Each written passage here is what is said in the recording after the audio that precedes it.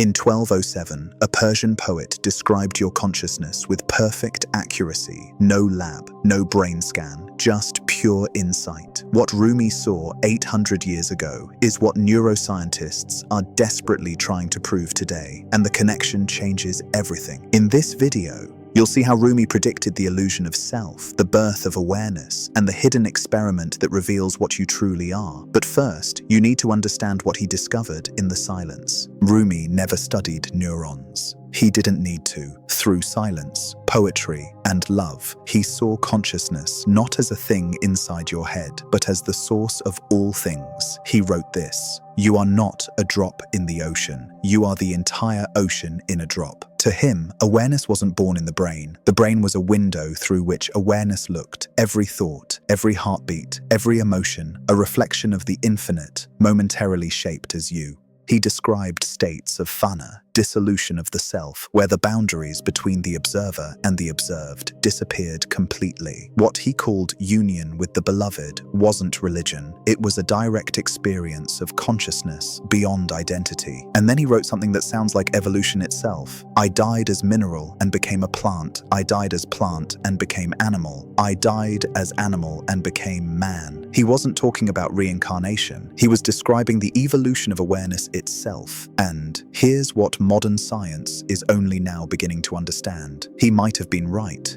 Centuries later, neuroscience began searching for the same thing Rumi had touched. They looked inside the skull, electrodes, brain scans, waves of electrical storms. But no matter how deep they went, they found no self, no center, just patterns, impulses, and light. Dr. Giulio Tononi called it integrated information theory, the idea that consciousness emerges from complexity, yet even he admitted, we don't know why awareness exists at all. Rumi might have smiled at that, because he already knew. Awareness doesn't emerge from complexity. Complexity emerges from awareness. Neuroscience tells us the brain filters billions of bits of data every second. Rumi would say, yes, the veil between worlds. He saw the mind, not as the generator of reality, but as its translator. This is why meditation feels like coming home, not learning something new. Your brain isn't creating your awareness. It's limiting it to keep you functional. And here's something you can experience right now. Close your eyes for 10 seconds. I'll guide you. Notice the space behind your thoughts, the stillness that remains even when no image or sound arises. Open your eyes. That silence you just felt isn't empty. It's what Rumi called the soul watching itself. Modern neuroscience can measure your brainwaves during that pause, but not the awareness that witnesses them. Every time you notice a thought, you prove Rumi right.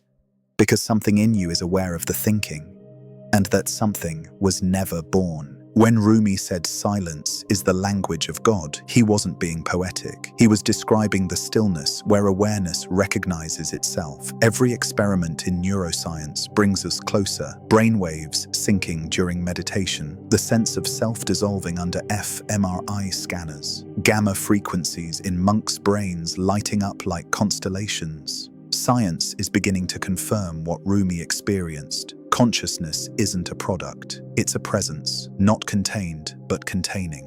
And if that's true, then awakening isn't about becoming something higher. It's about remembering what you already are. The awareness that was here before the first neuron ever fired and will remain long after the last one fades. Every night when you fall asleep, the sense of I dissolves. Dreams rise, vanish, return to stillness. But notice, something remains awake inside the sleep. Ancient mystics called it the watcher behind the dream. Today, neuroscientists see traces of it as alpha waves pulsing gently between states of awareness. Rumi didn't have EEG machines. He had surrender. He walked directly into the mystery that science still circles around. And when he returned, he didn't bring theories. He brought poems, because some truths can't be measured, they can only be remembered. But before we reach the final question, there is one more piece Rumi understood, a truth that neuroscience is only now daring to consider. Awareness doesn't just witness your life, it shapes it. Every intention you hold, every emotion you feel, every meaning you assign,